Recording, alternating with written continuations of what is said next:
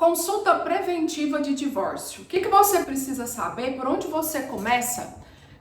Caso você ainda não tenha batido o martelo quanto ao divórcio, mas você queira se divorciar.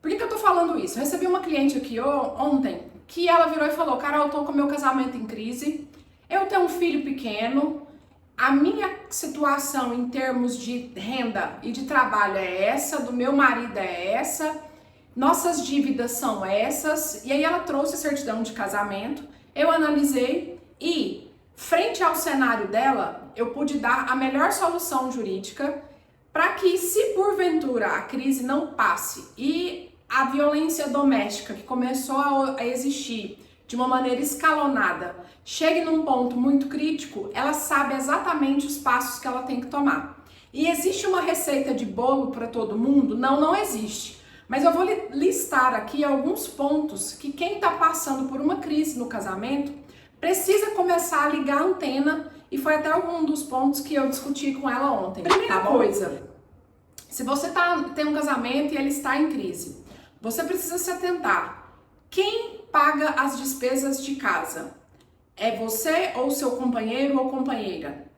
Quem tem a maior fonte de renda?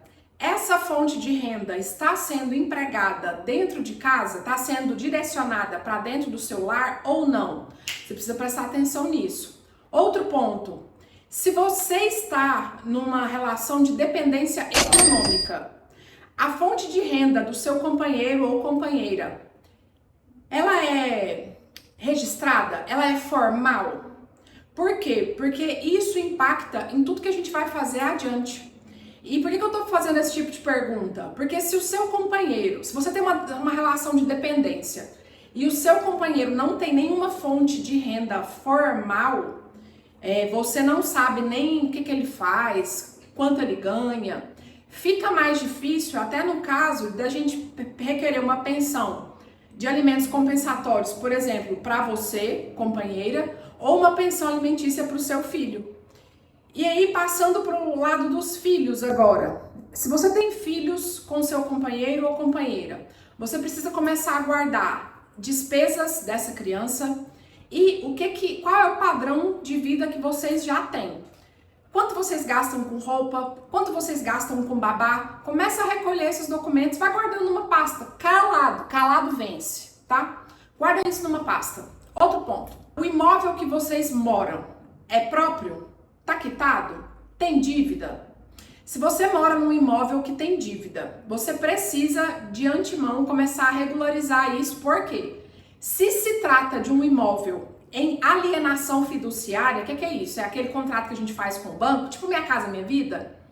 Houve uma alteração legislativa e com 3 meses de atraso hoje, o banco te notifica para quitar aquela prestação. E se você não quitar, este imóvel pode ser posto a leilão com você dentro de casa. Então existem alguns cenários que a gente precisa evitar. E se o seu casamento está passando por uma crise, você precisa prestar atenção na questão das dívidas. Porque senão você sai desse relacionamento com uma mão na frente e a outra atrás e dívida. Então se liga, tá? Se liga nesse ponto. Outro ponto. Se o seu casamento está em crise, mas o seu companheiro tem uma fonte de renda maior que a sua, talvez seja o momento de pensar em amortização de dívida. O que é isso? Você começa a constituir patrimônio dentro do seu cenário de casamento, tá? Eu não vou falar de amortização aqui, vou deixar um vídeo listado aqui nos cards, para que você possa entender sobre amortização, tá bom? Todos os investimentos que são feitos dentro do seu casamento, você sabe quais são? Começa a juntar documento. Eu ouvi uma conversa aqui, guarda. Meu companheiro ou minha companheira falou que tá negociando tal coisa. A senha de não sei o que tá anotada em tal lugar. Tira foto, guarda print, guarda documento. Entende? Precisa começar, a se antenar. E quem me contrata vem aqui no escritório até escondido. Então, você precisa começar a arquivar algumas coisas. De dinheiro, de documento, de padrão de vida, de viagem que vocês fazem. Pra quê? Para caso o dinheiro da sua fonte de renda não esteja sendo empregado dentro do seu casamento, quer dizer que pode ser que haja uma fraude patrimonial aí. Então, com esses indícios, com esse começo de prova, você começa a se munir de indícios, de cheiro de fraude e, no caso de um processo, isso vai te ajudar, tá bom? Outro ponto, se você trabalha hoje em home office e você vai precisar se mudar de cidade com o seu filho, vamos supor que você receber uma promoção do seu trabalho, tá? Só que essa promoção você tem que mudar de cidade. Se você tem filho e o seu casamento está em crise, você não pode simplesmente se mudar com a criança. Por quê? Porque isso esbarra no direito de convivência que o seu companheiro tem com relação ao filho.